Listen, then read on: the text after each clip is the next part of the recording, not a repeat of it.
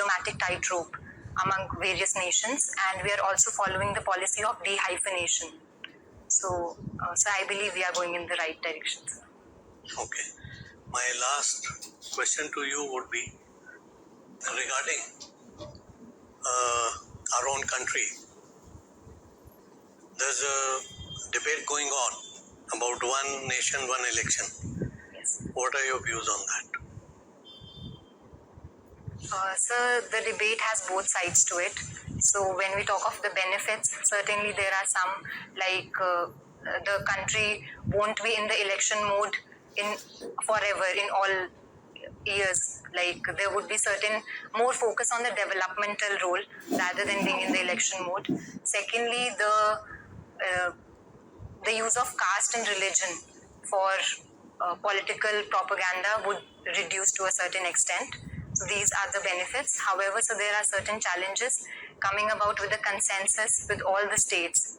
That would be difficult because some states will have to, some state legislatures will have to be dissolved earlier. So that is the difficulty we are facing. Okay, thank you. Can you suggest 3 job roles for the transgenders? Should ideally suit them? Yes, sir. So ideally it should be in all the arenas, in all the sectors. However, if 3 I were to mention. So firstly would be as journalists, I would say, because then they'll be able to put in their voice all across the globe. Okay, what else? So secondly, it would be as working with NGOs that they are already doing. I'm talking of white collar, blue collar workers. Sir, it would be in the bureaucracy, certainly, sir. I would wish that there's more representation of transgenders in the bureaucracy. And, sir, as politicians also, sir. Okay. And as white collar workers? So if their education is focused upon, then certainly they'll be able to get into the white collar jobs also. Right. As researchers, for instance. So researchers in entrepreneurship area also. Okay. So there's some jobs like caregivers for elderly can be transgenders. The bouncers can be transgenders. Some jobs are ideally suited for them also. So I beg to differ. This is a stereotype perhaps because the very image of a transgender that comes to our mind is someone who's physically different from us. But ideally, sir, that should not be the case, I believe. Yes, but the point is that when the society as such acceptance is not there, to get the entry, some jobs can be given where they start becoming visible and useful to the society. Then society is that barrier will fall off. So perhaps that in that regard, actually when while I was doing this research also, such a suggestion did come up. So one person suggested that transgenders should be working as, say, street vendors outside the parliament itself, so that their visibility increases. So perhaps that can be. Okay, when you're applying, 60% time look at me, rest of time look at others also. Will all be marking. Yes, okay? Yes. Take care of that.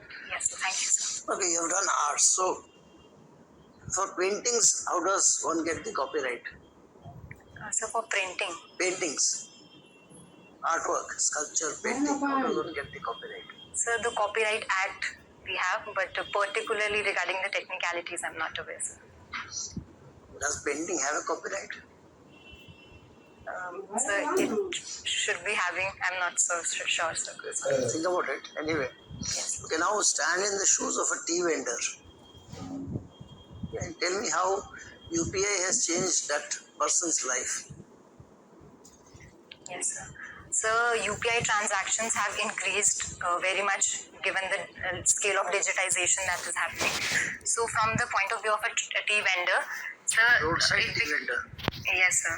So it becomes easier for him to get payments from anyone and everyone. Also, the change management becomes easier because when the dealing is in cash, so the change becomes difficult. So further, as we are moving towards CBDC also, and since it's made interoperable with UPI, so that will also help the tea vendors. What else? So it's about accessibility and ease of payment. So that comes to my mind. Okay. And while, see, how does he get to know that the payment has come to his account or her account? So usually they keep a small machine which gives a voiceover and it says that so and so amount has been received. So she doesn't have to open the cash box every time. Yes, sir. So her efficiency improves. Yes, sir. Yes. Certainly, sir. Right? She doesn't have to guard the money. And to some extent, if your money comes into your account, what happens to your saving? So it increases only. The savings account deposits increase. Natural propensity to save also increases, isn't it? Indeed, sir. Right. And when you go and buy something, then you don't have to carry cash, so that risk is gone now. Yes, sir. Thank you for pointing. One last thing. Yes, sir. Earlier she was selling tea for 5 rupees or 10 rupees. Now she can sell for 8 rupees also. Right, sir. Okay. Yes, sir. Thank you for Sale pointing. will also work for that. Yes, sir. Yeah. She mentioned something about dehyphenation that time. What did you mean by that? So it basically comes into context with our relations with Israel and Palestine in particular, whereby now we are not keeping a narrow and restricted view of our foreign policy by being friends with one and enemy with the other country. So we are trying to balance having good relations with both the countries. What about with Russia? You said you've done some coordination, youth coordination. So India-Russia relationship in a few sentences. So we have strategic and special partnership with Russia, and India believes that our relation with Russia is time tested. So given the present context, we have been importing oil from Russia. Then the recent visit of our foreign minister to Russia also further gave a boost to our relationship. And so defense ties are also really good between both the countries. But are they going down because Russia's got busy with the Ukraine war and all their armaments and all are being diverted there? So do you think our supplies have been affected, and what do you see? So I don't think so. I believe the relationship is quite robust, and both the nations are trying their level best not to get impacted by the other geopolitical happenings. And with China, you mentioned the border boundary dispute. Yes. How large is the boundary, India-China border? Sorry, sir, exact figure I'm unable to recollect. Any idea? Some guess. So some 1,500 square kilometers. Not 3,488. Yes, thank you, sir. And how do you? What is the solution there? You think it's going to be resolved? So being optimistic enough, I believe it should be resolved if both the parties are ready to find a solution to it. So what is the mechanism that we are following to try to resolve it? So currently we are in talks with China. So we have had peace and tranquility agreement on the border also. However, the challenge is coming from China because they are not